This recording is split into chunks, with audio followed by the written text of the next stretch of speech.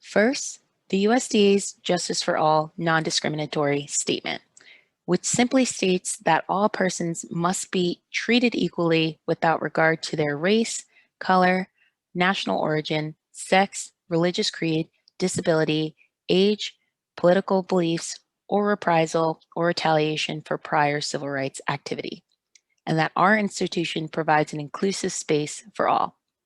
For more information on the And Justice for All statement, please visit the USDA's website. Hi everybody, welcome to this edition of the Family Foodie. My name is Maddie and I am a nutrition educator for the Rutgers Cooperative Extension of Mercer County, the Department of Family and Community Health Sciences, and SNAP-Ed. I'm so glad that you could join us today. Today is our third installment of the basics of beans. So you may have seen our other two videos. The first video where we discussed the nutritional value of beans, especially fiber, and how beans are both a plant food and a protein food. The second installment where we discussed how to properly prepare and store beans. And now we're going to be cooking with beans today. We are going to be making a simple hummus today. So to begin, I'm just going to go through the ingredients. All right, when it comes to our hummus, you can see here I have 2 cups of chickpeas. These are chickpeas from a can, so I have already drained them and rinsed them. Now they're in my bowl. We're also going to be using 2 cloves of minced garlic.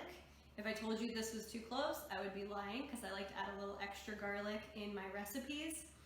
One thing to note about this garlic is that if you would rather use a powdered option, or maybe you only have a powdered option, that's fine too. You can use about a teaspoon to a teaspoon and a half.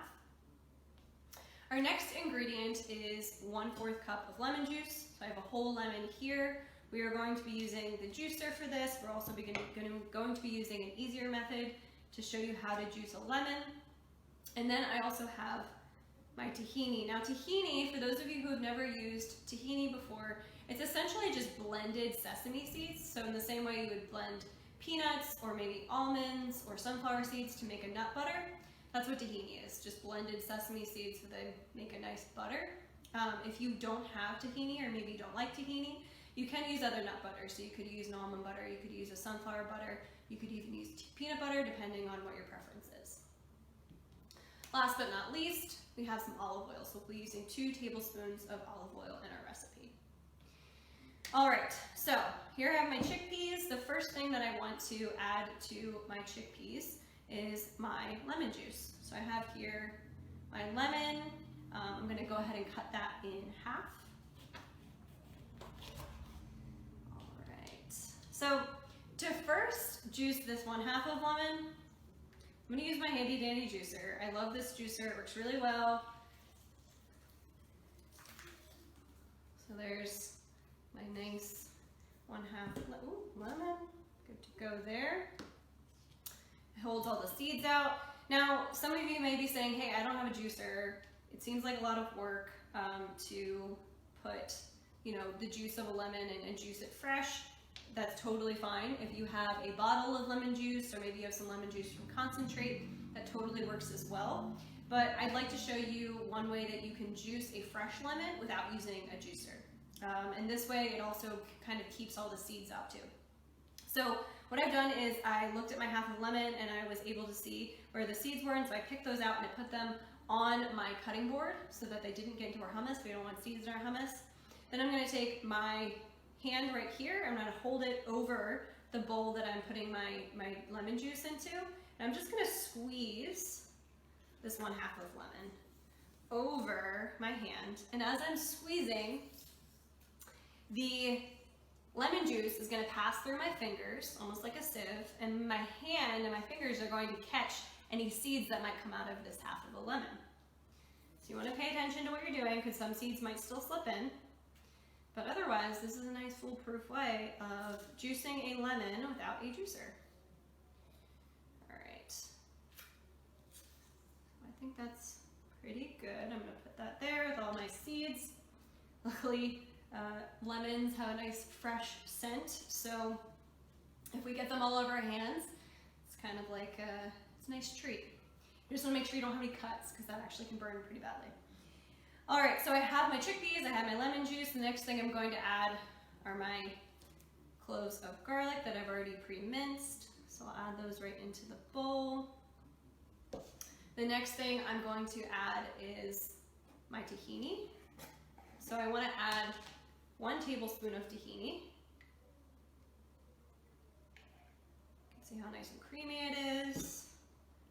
Add that right in there. So what we're getting here is the zestiness and like the brightness of the lemon is going to be really delicious. It's going to add a lot of flavor. This tahini is going to make it nice and creamy. We're also going to get that nice strong flavor from the garlic. All right, the next thing I'm going to add are my 2 tablespoons of olive oil. All right, I'll put that right there. So I have all my ingredients in this bowl. I'm going to mix them up so they're all incorporated. Okay. So you may see on my left here, I have my blender. And blenders are great, or food processors are great when it comes to making hummus because they can blend it up all nice and smooth. However, that's not always an option for us. So I'm going to demonstrate how we can do that by just mashing with a fork, or maybe you have a potato masher, that'll work as well. So I have my fork, I'm going to keep my flat edge down, and I'm just going to mash up my hummus here. Because you never really want not having a tool to hold you back from what you want to cook in the kitchen, and this is still a really delicious option for some type of dip, and it's also still really easy. We just need to mash it by hand. So as I'm mashing this, I want to mention too the origin of hummus. So hummus as a food originated in the Middle East. So, you know, countries like what we refer to as modern day Egypt or Sudan, Iraq, Iran, places like that. That is where the area of the world where hummus originated.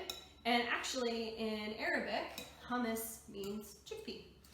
So we can think of that when we're eating this food. It's quite delicious. I'm very thankful that although that is not my culture of origin, and I can benefit from eating delicious food like hummus that comes from that culture.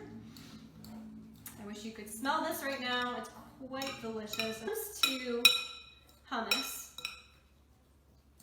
you can eat it in a variety of different ways. You can eat it on top of maybe some pita or maybe some carrots or celery. I don't have any of those things today on hand. What I do have on hand are some apples. So I'm going to take some of my hummus, place it on my plate with my sliced apples, and then use it as a dip. Okay. This recipe will be provided in the comments section below this video. Thanks again, I really appreciate it, and we'll see you next time.